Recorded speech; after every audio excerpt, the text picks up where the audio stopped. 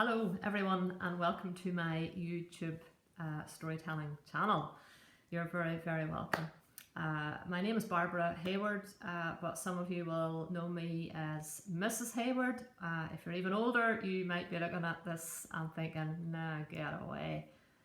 There's Miss McQuigg from the high school. Yeah, you're absolutely right, folks. Miss McQuigg from the high school. A big welcome to you wherever you are in the world.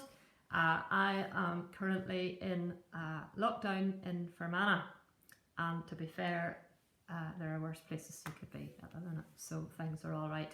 But look, I have to say a big shout out, as it were, to all those ex-pupils who ever said to me, Miss, you should write a book. Miss, I love your stories, you should write a book.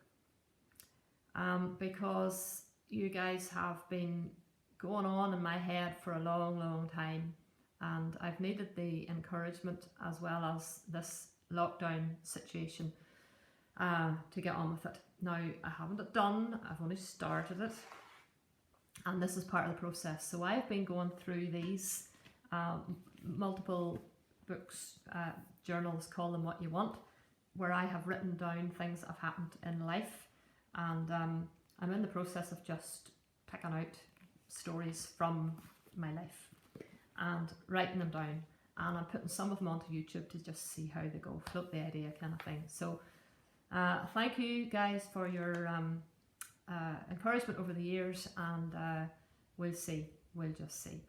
The plan is this in my head at the minute. I will just give short stories, like we're talking 4 or 5 minute things. Today's will be a bit longer, granted, because of this wee introduction that I'm doing, but mostly that's what I'm envisaging.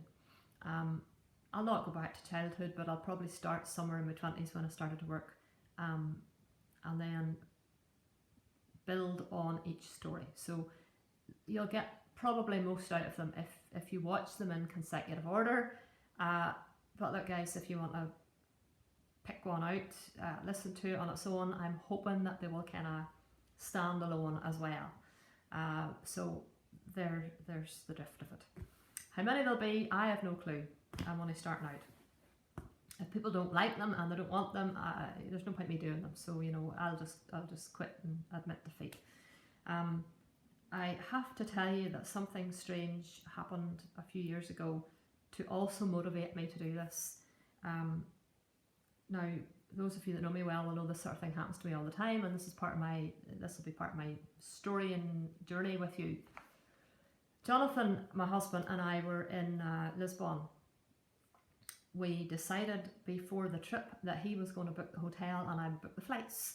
So he did all the research for that, and I did all the flight stuff, booked them. We hurriedly went off there for the weekend.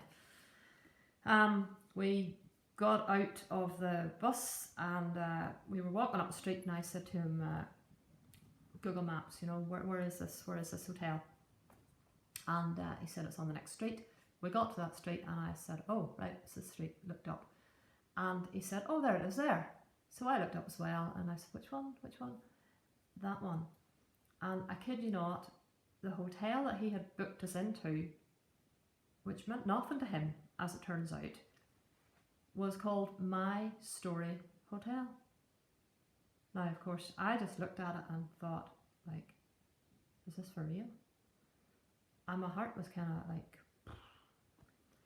because all this stuff had been going around in my head for years, but I'd never had time to do it while I was teaching, and yet I'd kind of wanted to get it out there somehow or another, partly never at the time, partly never had the confidence.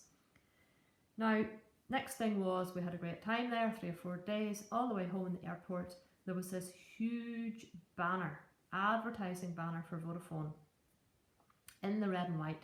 You just couldn't have missed it, but Jonathan did. I was so taken by it that I went back and took a photograph of it. So I actually do have proof of this that I could post here. And all it said in 2 big striking white words with this red background was tell stories. So, you know, I thought at that point somebody was trying to tell me something. You can look into that and read into it whatever way you want. But for me, there was a bit of something going on there. Whether you call that a coincidence or you call it something else, a God incidence, I don't know. But for me, there was a message and I was beginning to get it. Slowly, actually, very slowly, because I have done nothing about it until lockdown. So there's where we are. I hope you enjoy them. Some of them will be funny.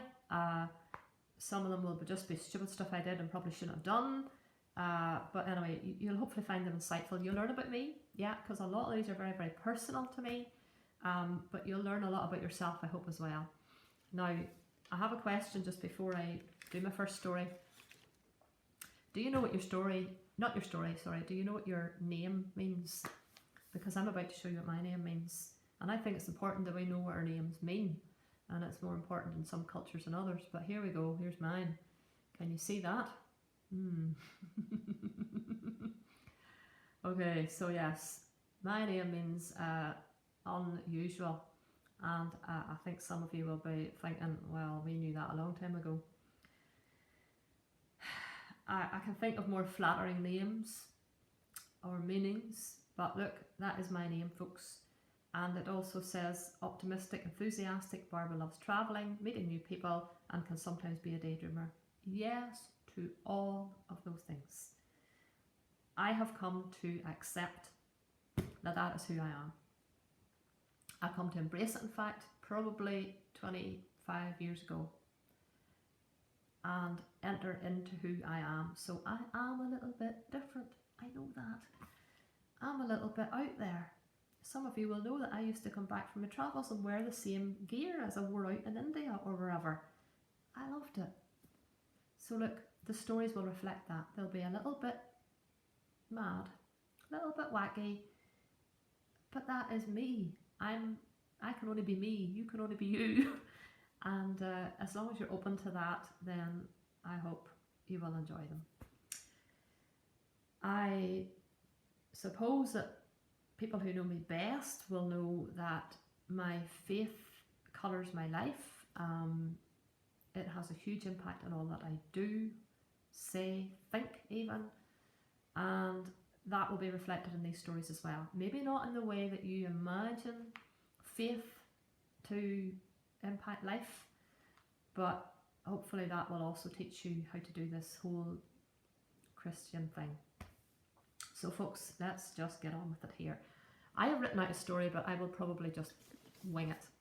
I'll keep that with me just for reference. My first story, should you want to just tune in at any point, is called The Little Old Lady. I remember this as if it was yesterday. Late one afternoon after work, I had to call in at a supermarket to get bread and milk. And as I leaned down to reach a loaf, I saw a little old lady literally counting out loads of change onto her hand. And I felt sorry for her. I thought, dear lover. And then instantly, I thought I heard a voice saying to me, give her the note in your purse. So I did a quick look around, nobody else about, thought, what was that? And went to the till, paid for my 2 items with a few coins, and saw that I had one note in there, 20. So I thought, well, there's no way I'm going back to give her a £20 note. Like, how ridiculous for a loaf. And she had nothing else in her hand. It wasn't as if she had a big shop or anything. So that's it. I just ignored it and went out to the car. So I was pulling the belt on in the car, and even by the time I had walked the 30 metres or whatever, my thinking had started to change. And I started to wonder, who was that? What was that? Because I thought to myself, that wasn't me. I don't go round handing out money or even thinking, you see, about handing out substantial amounts of money to randomers that I don't know. So I began into this sort of dialogue thing with God. hope you know what I mean by that. Just chanting prayer or whatever, just saying to God, was that you? Because if that was you, I messed up, completely messed up. I panicked. I thought awful thoughts about that woman, and I had imagined that she was going to whack me over the head with her big bag, or else just give me a pile of verbals. Either way, I just completely chickened out. So I said sorry, and I thought maybe I should go back in there again and find her. Quickly, in. I have to tell you, I was rehearsing what I was going to say to her in my head, and I think it went something like, excuse me, I kind of think that God might be wanting you to have this, and then run, leg it, in case I got it metaphorically or literally. But search as I did, I couldn't find that little old lady. So waves of regret as well as relief just flooded over me, and I tried to process what had just happened. I was in my early 20s, look, nothing like this had ever happened to me before, and I was a bit lost in trying to figure out what it was. Walked back to the car, apologised again to God, and basically said to him, look, I've had a bit more time now to think about that, and I know you speak through the Bible. You even speak to me through the Bible. It's a living kind of book. I don't get it, but it's different from every other book I've read. It sort of speaks, even to me as a young woman. But do you speak like this to people like me today? Because if that was you, then I missed it. I missed doing something that would have helped that lady. So look, all I can say is, if you want to speak again, then help me to hear and help me to recognise it and be brave enough to just do it. So the question, folks, for me after that became not so much, does God speak like that to people? Just ordinary people who, like me, had committed to God. But the thing then became, when will he speak next? What will he say? What will I do? But more of that in my next story.